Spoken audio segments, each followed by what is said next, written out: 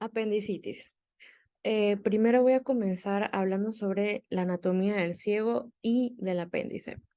El ciego es la primera porción del intestino grueso que se continúa con el colon ascendente. Ella tiene una longitud y ancho de aproximadamente 7,5 centímetros. Está situada en el CID, en la fosa ilíaca inferior a la unión de la porción terminal del ilion y el ciego. Está recubierto casi en su totalidad por el peritoneo. Sin embargo, el ciego no tiene mesenterio, no contiene mesenterio. Este suele estar unido a la pared lateral del abdomen por uno o más pliegues cecales de peritoneo. También debemos mencionar al colon ascendente debido a su relación con el ciego y el apéndice. Pero primero que el colon consta de 4 porciones. Está el colon ascendente, el colon transverso, el colon descendente y el colon sigmoide. El colon rodea al intestino delgado, de modo que el colon ascendente se sitúa a la derecha del intestino delgado. El colon transverso es superior o anterior a este. El colon descendente se encuentra a la izquierda y el colon sigmoideo en la posición inferior. Entonces, el colon ascendente es la segunda porción del intestino grueso. Este discurre superiormente por el lado derecho de la cavidad abdominal, desde el ciego hacia el lóbulo derecho del hígado. Y pues suele estar cubierto por peritoneo anteriormente y a los lados. El apéndice. El apéndice es un tubo hueco y estrecho que se encuentra unido al ciego. Y como había mencionado anteriormente, el ciego es la primera porción del intestino grueso que se continúa con el colon ascendente. Este tiene una longitud de 6 a 10 centímetros aproximadamente y se origina en la cara posteromedial del ciego inferior a la unión iliocecal. El apéndice contiene tejido linfoide en su pared y está unido al ilion terminal por el mesoapéndice, que deriva de la cara posterior del mesenterio de la porción terminal del ilion. Y bueno, en cuanto a la posición del apéndice, este suele ser variable, aunque eh, casi siempre es retrocecal. Y bueno, la posición del apéndice se divide en 6 grupos. Está la posición pélvica, la posición retrocecal, la preilial, postilial, subcecal y paracecal. La posición pélvica se encuentra suspendida por encima del borde de la pelvis. La retrocecal se encuentra por detrás del ciego o de la porción inferior del colon ascendente. La preilial por delante del ilion terminal en contacto con la pared del abdomen. La retroilial por detrás del ilion terminal, la subcecal por debajo del ciego y la paracecal posterior al ciego.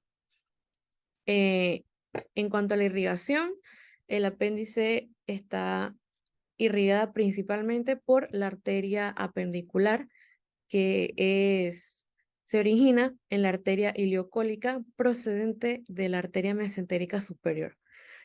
También podemos mencionar a la arteria cecal anterior, a la arteria cecal posterior, que ambas también son originadas en la arteria ileocólica procedente de la arteria mesentérica superior. El drenaje venoso fluye a través de las venas ileocólicas. Em, el drenaje linfático, tanto del ciego y del apéndice, fluye hacia los nódulos linfáticos del mesoapéndice y los nódulos linfáticos ileocólicos. En cuanto a la inervación, su inervación proviene de nervios simpáticos y parasimpáticos del plexo mesentérico superior. Entonces, ¿qué es la apendicitis? La apendicitis es una condición causada por la inflamación del apéndice y esta inflamación suele ser producida por una infección o porque ella se bloquea. Y estos bloqueos suelen ser causados por materia fecal o un tumor. Generalmente, los pacientes con apendicitis aguda presentan dolor localizado a la palpación en la fosa ilíaca derecha, que el dolor comienza en forma de un cólico y suele ser intermitente. ¿Cómo se diagnostica? Pues primero que todo mediante la sospecha clínica por las características del dolor y los síntomas que acompañan al paciente. También se le realiza exploración física por determinadas maniobras de palpación abdominal por la exploración física por determinadas maniobras de palpación abdominal. También nos encontramos con el signo de McBurney, que es el punto de máxima sensibilidad dolorosa cuando está afectada el apéndice. Este se localiza en el cuadrante inferior derecho entre la espina ilíaca anterior derecha y el ombligo. Y bueno, también se le pueden realizar pruebas complementarias como lo que es la ecografía abdominal, ultrasonido pélvico, etc. Y su tratamiento vendría siendo la apendicectomía. La apendicectomía entonces es la extirpación quirúrgica del apéndice cuando éste está inflamado a causa de una infección. Y esta infección, que es la apendicitis, es considerada una emergencia, ya que de no tratarse a tiempo puede ser peligroso para la vida del paciente. Existen dos tipos de apendicectomía. Está la apendicectomía abierta y la laparoscópica. La apendicectomía abierta suele llamarse la manera tradicional de extirpar el apéndice infectado. Básicamente porque el cirujano realiza varios cortes, primero a través de la piel del abdomen, luego pasando por los músculos abdominales, para llegar a la pared abdominal y luego localizar el apéndice para extirparlo. En la apendicectomía laparoscópica es considerada la menos invasiva, ya que el cirujano solamente se realizan 3 incisiones pequeñas y en una de ellas se coloca el tubo laparoscópico y a través de ella pues es más fácil encontrar el apéndice y extirparlo.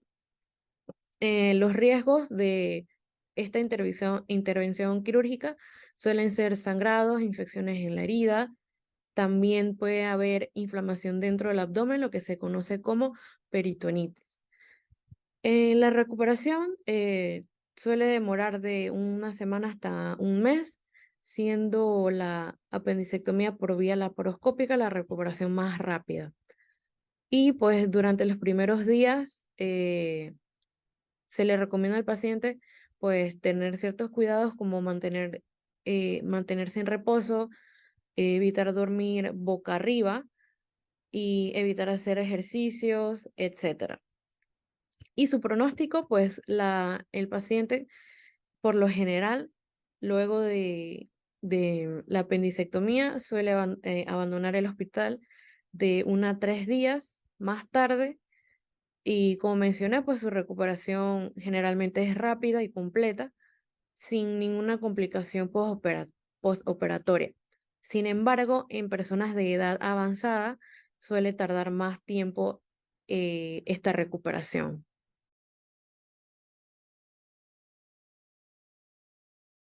Ok, hablaremos sobre la colecistitis. Tenemos que tener en cuenta puntos muy importantes como irrigación, inervación, drenaje venoso, que es cómo se diagnostica y el tratamiento, y algunos puntos extra que le daré para su beneficio.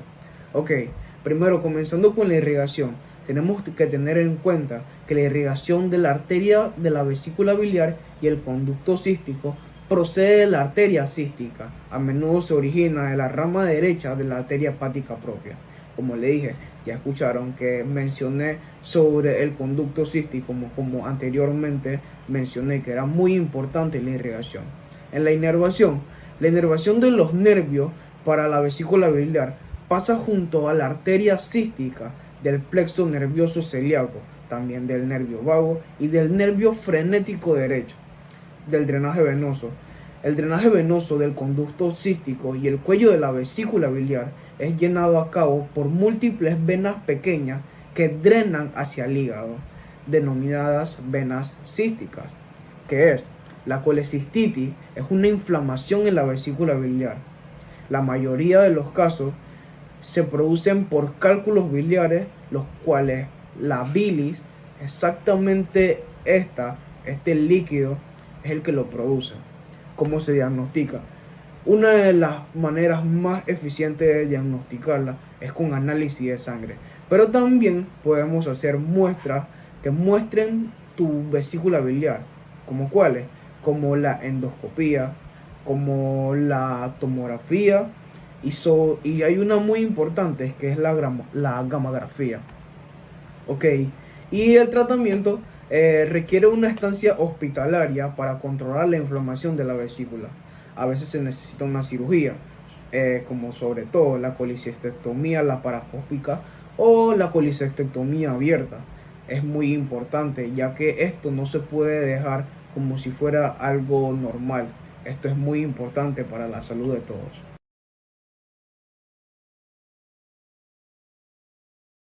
Bien, ahora hablaremos sobre la colelitiasis. Tenemos que tener en cuenta que la colelitiasis es la presencia de uno o varios cálculos biliares, litiasis vesicular en la vesícula biliar. También hablaremos sobre cómo lo podemos diagnosticar. Ok, se realiza mediante una ecografía donde podemos observar piedras en la vesícula biliar. De igual forma sirve para pronosticar si en futuro tenemos algunas complicaciones. El tratamiento. La presencia de colelitiasis sin complicaciones no requiere ningún tratamiento.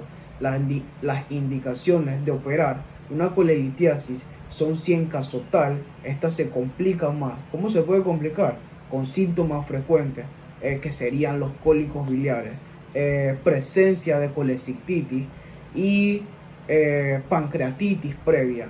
Estas cosas sí serían un poco más delicadas, ya que serían un poco más difíciles de tratar y necesitaríamos operar.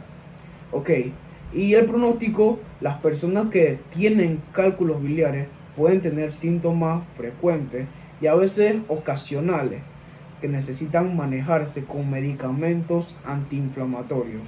De igual forma, la extracción quirúrgica de cálculos biliares, en dado caso, ayuda a que estos síntomas se curen, o sea, que estos síntomas se reduzcan y en la mayoría de las personas se recuperan.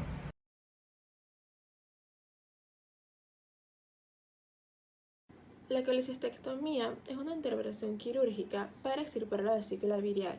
Está indicada para pacientes cuya vesícula padezca una serie de enfermedades como colelitiasis, que son cálculos biliares en la vesícula, colecistitis, que es la inflamación de la vesícula, y pancreatitis, que es la inflamación del páncreas debido a cálculos biliares.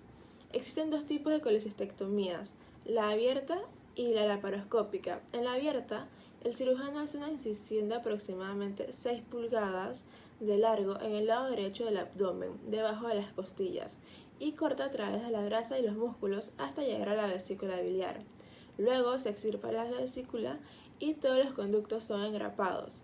Este procedimiento puede tomar alrededor de 1 a 2 horas.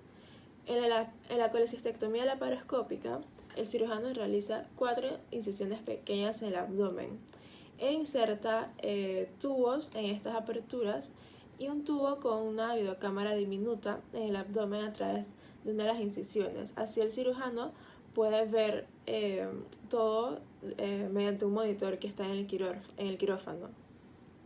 Y mientras utiliza las demás herramientas quirúrgicas insertadas a través de las otras incisiones, extirpa la vesícula. El abdomen se infla con gas de dióxido de carbono, también para poder tener una mejor visibilidad de los órganos internos. Como dije, la vesícula se extirpa y las aperturas de los puertos se cierran con suturas o con grapas quirúrgicas. Como en toda cirugía hay riesgos, y los riesgos de una colecistectomía pueden ser reacción a la anestesia, sangrado, infección o coágulos de sangre. Entonces, en la recuperación, en la colecistectomía laparoscópica, con frecuencia las personas pueden volver a casa el mismo día de la cirugía, aunque a veces se necesita de una estadía de una noche en el hospital, y la recuperación total lleva alrededor de una semana.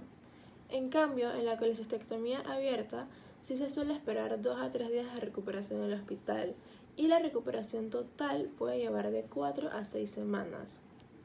Entonces, el pronóstico. Algunas personas llegan a desarrollar diarrea después de una colecistectomía. En la mayoría de los casos, esta diarrea dura unas semanas o unos meses, pero a veces puede durar hasta años. Esto se desarrolla a causa del drenaje directo de bilis en los intestinos, ya que la liberación constante de bilis tiene un efecto laxante. Esto se puede tratar con el aumento de fibra en la dieta o con medicamentos como la colestiramina, que disminuye este efecto laxante. Aparte de esto, generalmente también, si no se desarrolla esta diarrea, las personas no suelen tener problemas después de una colecistectomía.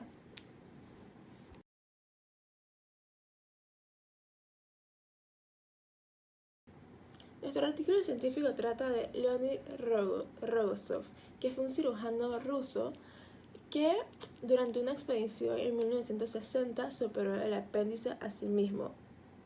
Este estaba participando en una expedición a la Antártida en 1960. Un día comenzó a sentir síntomas de debilidad, fiebre y náuseas. Pasaron horas y llegó un nuevo síntoma, que era un dolor fijo en la fosa ilíaca derecha, que es la parte inferior derecha del abdomen. Y este provocó una cantidad importante de medicamentos para calmar el dolor, pero este dolor nunca cesó. Entonces, cada vez el dolor iba aumentando y su estado de salud era cada vez más grave.